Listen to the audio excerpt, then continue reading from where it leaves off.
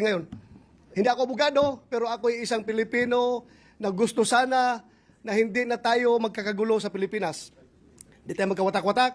At yung mga nagyayabang dyan, na sabi nila, gusto daw ng taong bayan, na ito ay talagang magkakaroon na kagad ng impeachment, taong bayan, ang ginagamit.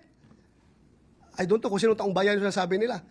Because, alam ko, Mr. President, halos lahat ng tao ng Mindanao at ng Visayas, as I have observed during the campaign period, ang sabi sa atin is, Sir, ibubuto kita kung hindi ka magboto sa impeachment or hindi ka magboto sa conviction.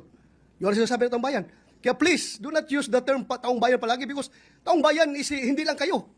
There are always two sides of the coin.